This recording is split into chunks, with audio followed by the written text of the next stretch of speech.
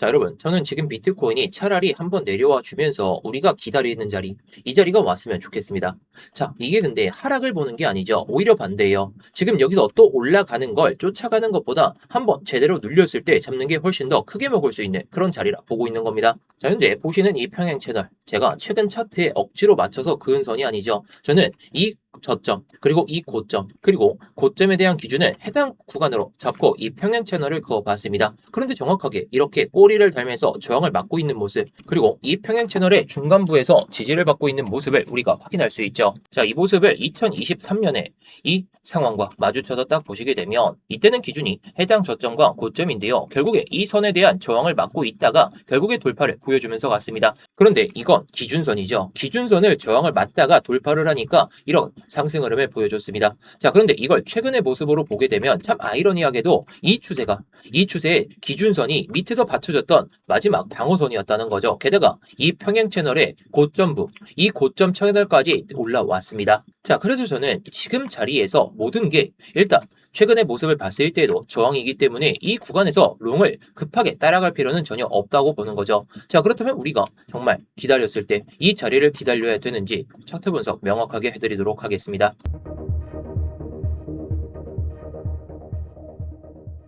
네, 안녕하세요. 10년차 코인 트레이더 임혁입니다. 일단 본격적으로 시작하기 전에 좋아요 한 번씩만 눌러주시면서 시작해 보도록 하겠고요. 뭐 이따가 다 보시고 나서 도움이 안 되셨다면 그때 취소하셔도 좋으니까 한 번씩 눌러주시면서 시작해 보도록 하겠습니다. 자, 일단 제가 직접 영상에서 롱 받을 자리 74.3K 미리 말씀을 드렸습니다. 자, 그래서 이 자리를 정말 큰 모습으로 봤을 때도 왜 기다려야 되는지를 말씀을 드려볼까 하는 건데요. 제가 지금 중요하게 보는 건 이 6월 달의 저점과 다음 고점. 자, 이때 변곡이 발생되면서 이렇게 내려왔던 그 지점이죠. 이게 사람마다 기준은 다를 수가 있긴 하지만 이게 결과론적으로 봤을 때 이 고점에 대한 평행 채널을 그어보면 딱 이렇게 저항을 막고 있는 부분을 볼 수가 있죠. 게다가 이 부분은 이 주봉상의 FBG 하단 라인과 또 마주쳐 있는 상황입니다. 자, 일단 전체적인 모습에서 저항이 나올 수 있는 구간에서 저항이 나오고 있다라는 게 팩트라는 거죠. 자, 그런데 이번에 이 기준선을 딱 돌파를 보여주고 다음 선까지 그냥 쭉 올라갔으니까 상승의 힘은 상당히 큽니다. 자, 하지만 제가 항상 말씀드리죠. 순서의 차이. 이게 더 올라가더라도 찍을 자리는 찍고 간다. 항상 말씀을 드리는데, 자, 조금 전에 말씀을 드렸던 이 채널. 자, 이 과거의 채널 2022년 이 저점에서 저는 이 저점을 기준으로 잡지 않고 저점을 찍기 전에 변곡이 발생되면서 하락이 추가적으로 나왔던 자리. 자, 저는 이렇게 기준을 잡고 고점은 해당 고점에다가 이렇게 평행하게 긋습니다. 제가 아까 말씀을 드렸듯이 이 기준선을 기점으로 해가지고 저항을 막고 있다가 돌파를 보여주면서 추세가 급격하게 바뀌었죠. 물론 이때도 변동성을 크게 아래로 향하게 되면서 내려오긴 했지만 기준선을 밟으면서 추가적인 상승이 나왔습니다. 자, 그런데 이걸 최근의 모습까지 딱 보게 되면은 참 아이러니하죠. 여기서 7월 달에 저점이 잡혔던 자리가 바로 이 기준선입니다. 자, 그래서 7월하고 8월 동안에는 이 안에서 머물다가 이 선을 돌파를 보여주기 시작하면서 최근에 이 추세까지 그냥 강하게 돌파를 보여줬습니다. 그래서 저는 지금 상승 추세가 잘못됐다고 보는 게 아니에요. 오히려 기준선을 뚫었기 때문에 최근에 기준선도 뚫었기 때문에 상승이 강하게 나온 건 맞습니다. 그런데 재밌는 건 지금 비트코인이 과거부터 이어져 오던 이 중장기 사이클에서 딱 이 구간까지 마주치고 있다라는 거죠. 최근 흐름으로 만든 채널만 보면 기준선을 돌파했고 그 위에서 움직이고 있기 때문에 이 차트죠. 굉장히 강해 보여요. 그런데 훨씬 더 큰 구조까지 같이 보면 지금 가격은 오히려 다음 저항을 만난 그 자리라는 겁니다. 게다가 아까 말씀을 드렸듯이 이 주봉상의 FBG 하단 라인까지 정확히 겹쳐져 있는 모습. 그래서 제가 지금 자리에서 추경롱을 안 보고 있다라는 거죠. 78K를 뚫고 80K 뚫고 그 다음까지 뚫을 수 있습니다. 하지만 제가 단기적으로 보는 타겟은 83K. 이게 정고점 구간이 아니라 주봉상의 FBG 중단부와 마주치고 있기 때문인데요. 하지만 이게 올라가고 나서 내려올지 아니면 지금부터 눌려가지고 내려갔다가 올라갈지 이 순서는 맞출 수가 없습니다. 하지만 제가 여러분들께 말씀을 드릴 건 이 자리에서 못 잡았다고 지금 자리에서 추경롱을 해서 이거 깔짝 먹자고 들어가지 말자라는 소리예요. 한번 눌렸을 때 손익비가 압도적으로 좋아지는 자리를 기다리자는 겁니다. 제가 직전 영상에서도 74.4K를 그냥 말씀을 드린 게 절대 아닌데요. 자, 그런데 만약에 지금 상황에서 눌림이 먼저 시작된다면 그리고 이 구간까지 내려오기 시작한다면 기존의 저항이었던 이 선을 해당 구간에서 리테스트를 하지 않고 올라섰기 때문에 올라가도 찍을 자리는 찍고 간다는 게 이 비트코인의 습성입니다. 자, 물론 제가 이 추세선만 보고 이 자리를 기다리는 건 절대 아니죠. 하지만 저는 오히려 더 빠진다면 내가 기다리던 자리가 왔구나. 롱을 잡을 수 있는 마지막 열차가 왔구나. 이렇게 볼 생각입니다. 지금 중요한 건 상승이냐 하락하냐 이걸 맞추는 게 아니라 어디에서 잡아야 틀렸을 때 짧게 끊고 맞았을 때는 크게 가져갈 수 있느냐 이게 훨씬 더 중요합니다. 그 이유는 이런 자리에서 잡은 사람들은 아무리 내려오더라도 수익이기 때문에 언제든지 매도할 수 있는 그런 잠재적인 매도 구간이기 때문이에요. 자, 그런데 여기서 한 가지 짚고 넘어가겠습니다. 제가 이렇게 기준을 잡고 기다리는 매매를 계속 강조드리는 이유가 있어요. 자, 물론 여러분들이 느끼시기에는 얘 또 밑에서 기다리자고 한다. 또 눌림 롱만 보자고 한다. 그렇게 말씀하실 수도 있기는 한데요. 자, 그래서 어저께 제가 스터디 방에서 말씀해드리면서 해당 구간에서 이 76K 부근에서 들어가서 수익을 한번 챙겨놨죠. 자, 저도 끌고 가는 매매는 일단 비중을 조금씩 줄여나가면서 지금은 조금만 들고 가고 있습니다. 왜? 단기적으로 너무 많이 올랐기 때문에. 자, 더 갈 수는 있죠. 하지만 익절을 통해서 수익을 쌓아놔야 그나마 더 큰 수익을 가져갈 수가 있습니다. 자, 그리고 이번에 매매를 통해 가지고 이렇게 수익을 쌓아놨는데요. 결국에 76K라는 자리는 이 FBG와 이 평행 채널의 딱 이 점선 이게 중간 부분인데 중간 부분에서 딱 반응이 나오니까 이렇게 수익을 챙겨놨다라는 거죠.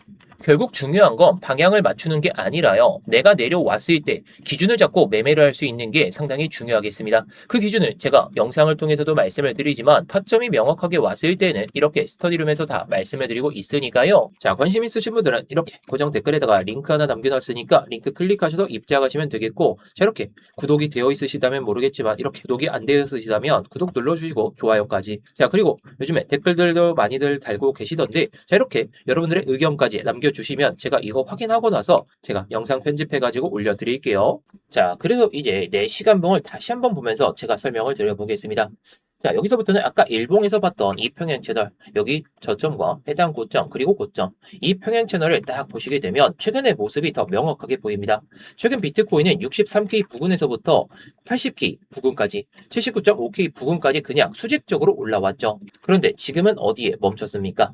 평행 채널의 확장선에서 정확하게 저항을 한 번, 두 번, 세 번, 네 번. 자, 확대해서 보면 명확하게 보이죠. 그리고 밑에서는 이 구간에서 밟았습니다. 아까 말씀해드렸죠. 그래서 여기서 롱을 잡았던 거고요. 그런데 여기서 제가 더 중요하게 보는 건 이 밑에 있는 FBG입니다. 이번 상승이 워낙 가팔랐기 때문에 4시간 봉상에서는 밑으로 FBG가 엄청나게 자리 잡혀 있는 그런 상황이죠. 가장 가까운 부근에 있는 이 76K, 이 부근에 대한 이 FBG는 이미 가격이 한번 내려오면서 건드렸습니다.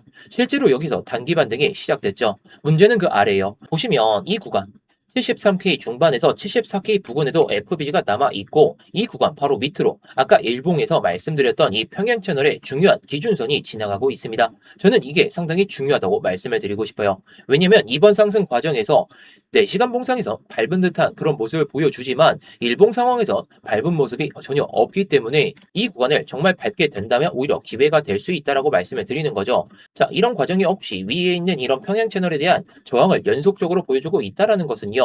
결국에 리테스트를 할 자리는 내려올 가능성이 높아진다.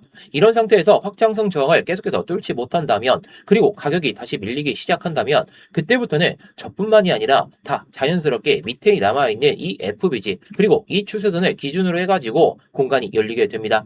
그게 제가 계속 말씀을 드리는 이유가 74.3K 그 밑을 일단 기다리자는 거죠. 물론 제가 뭐 74.3K가 중요하다고 해서 이거 이탈되고 나서 곧바로 회복할 때 들어가는 소리는 아닙니다. 결국에 거래량과 수급, 당시의 이슈 뭐 정말 여기까지 내려왔는데 갑자기 시장에 엄청난 악재가 터져 있다면 오히려 잡을 필요가 없이 나중을 기다리면 된다는 거예요. 이건 돌발 악재이기 때문에 이렇게 말씀을 드리는 건데요. 자, 그래서 주봉 상황에서 이 선 말고 최저점에다가 제가 선을 한번 그어봤습니다. 해당 저점과 해당 저점 이 선을 딱 기준으로 봤을 때 지금 상황이 어디에 위치해 있나요?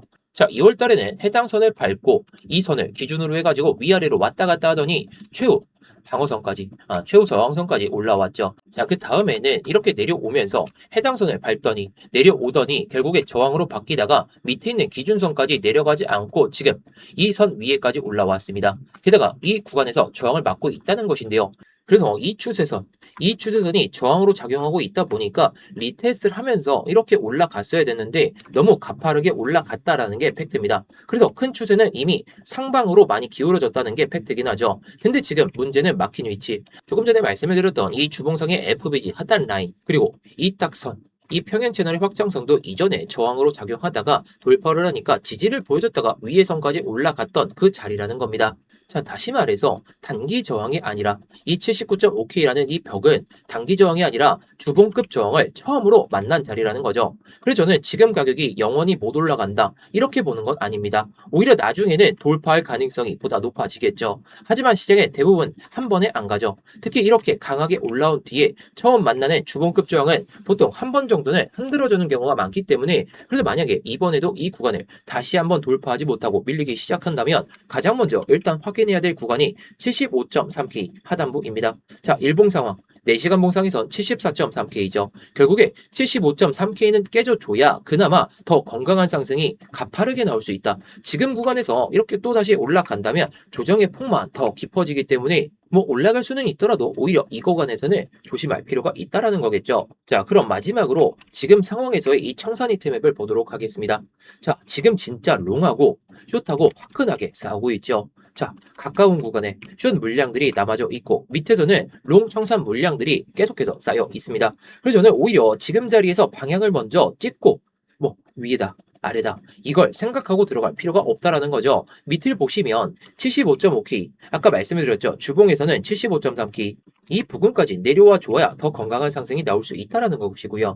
반대로 위에는 78.1K, 78.4K 부근에 숏 청산 물량이 많이 잡혀 있죠. 자, 그러니까 현재 가격에서 위아래로 어느 쪽으로 변동성이 먼저 터져도 전혀 이상하지 않다는 뜻입니다. 그런데 여기서 제가 특히 조심하라는 부분은 숏이죠. 섣부른 숏입니다.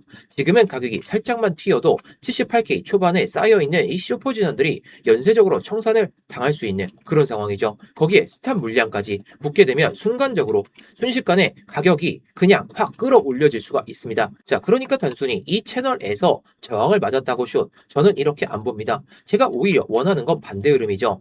밑에 있는 롱 물량 청산을 한번 걷어내면서 가격이 아래로 밀리는 흐름, 그렇게 되면 앞에서 말씀해드렸던 주봉 기준선도 다시 확인하게 되고 그 아래로는 4시간 봉상의 FBG와 평행 채널까지 자연스럽게 만날 수가 있습니다.